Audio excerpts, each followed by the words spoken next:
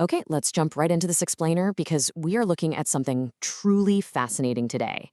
We're going to uncover how an ancient Himalayan nation is quietly positioning itself to become the beating heart of the modern digital world.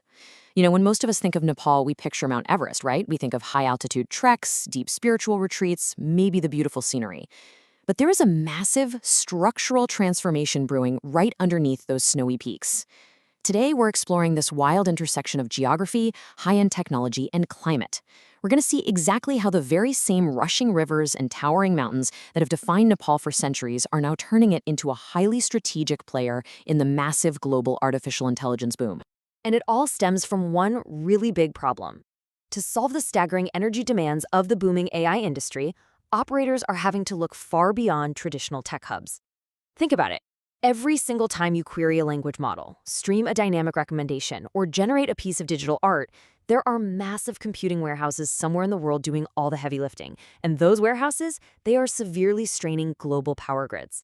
The age of AI is incredibly exciting, absolutely, but that exponential draw of power raises some immediate, scary environmental and infrastructural concerns. So the real question today isn't just where we build these necessary facilities, but how on earth we power them sustainably for the next 30, 40, or 50 years. To understand the scale of this, you have to realize that these AI data centers aren't your standard everyday cloud storage warehouses. It's better to think of them as giant brain factories. They are packed wall to wall with high-density GPU clusters, running incredibly complex parallel operations for tech giants like Google, OpenAI, or Meta. Because they are doing so much heavy mental lifting, the hardware runs incredibly hot. I mean, literally melting hot if you aren't careful. Consequently, electricity to run the chips and cooling to keep them from catching fire are the two absolute largest operational expenses. They are the biggest bottlenecks for any major operator. Keeping these clusters at optimal temperatures without causing a system meltdown requires either massive amounts of water or wildly energy-intensive HVAC systems, which frankly just completely eats into profitability and absolutely ruins sustainability goals. Now this is where Nepal steps in. While conventional data centers down at sea level or in typical tropical tech hubs are fighting this constant, insanely expensive battle against ambient heat, Nepal's geography offers a massive, completely natural advantage. Up in the Himalayan highlands, the ambient temperature remains consistently cool year-round, so operators get access to something money can rarely buy: free cooling straight from nature. When you combine that constant, naturally freezing mountain air with an incredible network of powerfully flowing rivers, you suddenly have the perfect architectural recipe for a genuinely green, highly efficient data center. It's like nature built an air conditioner right into the geography. And the scale of Nepal's green gold is just staggering. We are looking at an estimated 42,000 megawatts of economically feasible clean hydropower potential. With over 6,000 rivers and rivulets rushing down that steep Himalayan topography, the kinetic energy available here is just an absolute powerhouse waiting to be tapped. To put that into perspective, 42,000 megawatts is an almost incomprehensible amount of clean power for a nation of roughly 30 million people. It represents a vast surplus of energy that goes way, way beyond their own domestic needs. That puts the country in a perfect position to attract energy-intensive foreign direct investment. But here is the kicker. Compare that massive theoretical potential to their current installed capacity. Right now, they're only generating roughly 3,400 megawatts. They have barely even scratched the surface of what their geography can actually provide. For global tech companies who are desperately looking to secure decades of reliable, clean energy to train increasingly power-hungry AI models, this massive runway is a giant green flag. It means you aren't just tapping into a grid that's going to max out tomorrow. You're entering an energy market with literally decades of expansion potential built right into the topography itself. Plus, hydropower already dominates their existing grid. Out of that roughly 3,400 megawatts of current capacity, over 95% comes straight from hydro.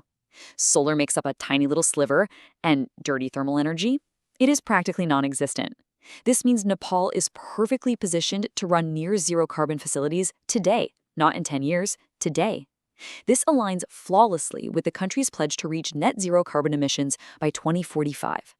So for global tech firms facing strict internal climate pledges and tightening environmental regulations, setting up shop here means instantly acquiring profound green credentials, and you don't even have to rely on those controversial carbon offsets to do it.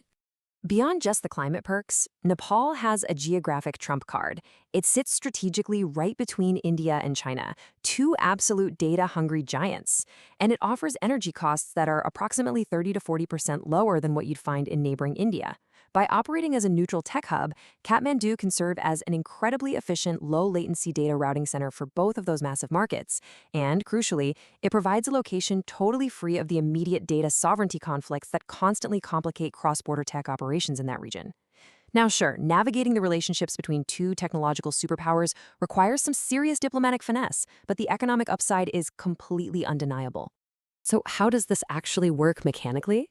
Well, utilizing that freezing Himalayan air directly slashes those operational costs we talked about. First, you draw continuous power straight from the run-of-river hydro plants directly into the computing layer, feeding those thousands of high-density GPUs. Then comes the magic step. Ambient mountain air handles the heat dissipation. Modern facilities built up here use what's called free cooling during the colder months, completely bypassing expensive precision HVAC systems. Finally, high-speed fiber optics network all that processed data out to neighboring markets, while vast arrays of solid-state drives handle the storage. It is just a beautifully efficient, continuous cycle. And listen, this isn't just a whiteboard theory. Major facilities with massive server racks are already opening their doors. In early 2025 alone, WorldLink Communications launched a 3.5 megawatt, 520 rack facility in Kathmandu called Data World. Nepal Telecom partnered with Huawei on a $3.5 million primary data center. Even the International Finance Corporation stepped in, committing $29 million to develop Nepal's first edge-certified data center. Furthermore, local Nepali AI companies like Fuse Machines are proving that homegrown talent is ready to scale up. They're successfully building AI fraud detection tools and have even gone public on major U.S. stock exchanges like the NASDAQ. The momentum is real. The financial projections heavily validate this boom too.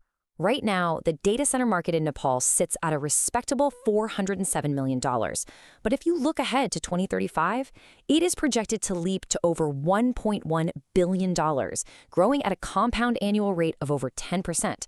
Businesses across the entire South Asian region are rapidly scaling up their Internet of Things architectures, deploying advanced analytics, and fully integrating generative AI into their workflows. Every single one of those digital transformations requires highly secure, scalable, and uniquely affordable infrastructure to host them, and Nepal is stepping up to be that host. To support this, the government is actively pushing things forward under a brand new policy framework. They've officially approved the National AI Policy 2082. That's going by the Nepali calendar, by the way, which marks a huge milestone for the region. They aren't just crossing their fingers and letting this boom happen organically, they are actively structuring it. The Ministry of Communications has been specifically mandated to help build and operate green data centers up in the high hill regions. They're also establishing an AI regulatory council and a national AI center to make sure this underlying tech is deployed transparently across vital sectors like health, energy, and traffic management. And to actually lure global tech over to the mountains, Kathmandu is literally rolling out the red carpet with massive financial incentives. Under their Digital Nepal framework, if you build an IT infrastructure facility there, you can own 100% of it as a foreign entity. The perks are aggressively good. You get a 50% income tax exemption for your first 5 years. You pay absolute zero customs duty or VAT on imported server equipment. There are even extra 15% tax credits if your data center hits certain energy efficiency benchmarks. They are doing everything in their power to make the barrier to entry as low as possible. Okay, but let's be real for a second, because there are some very significant hurdles on this climb. For instance, from November to April, the dry season hits, which drastically reduces river flows, meaning those run-of-river hydro plants can sputter. Because data centers demand absolute zero downtime, operators currently have to install massive backup generators capable of supporting the full load for at least 72 hours. Add to that the ongoing internet infrastructure gaps outside major cities and very real climate risks like glacial lake outburst floods. On the human side, Nepal currently ranks 150th on the Government AI Readiness Index because there is a severe shortage of specialized AI talent. Building the buildings is one thing. Staffing them with experts is going to require years of dedicated curriculum development.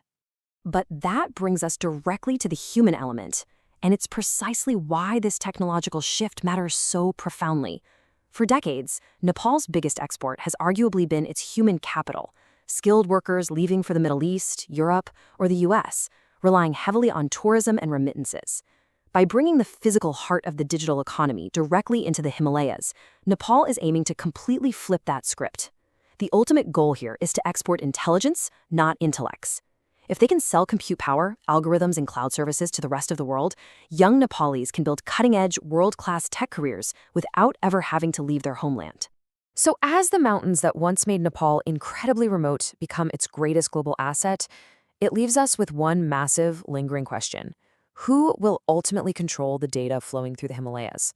Nepal has this long-standing geopolitical principle of non-alignment, but as it enters this new era, it's going to have to practice strict technological non-alignment.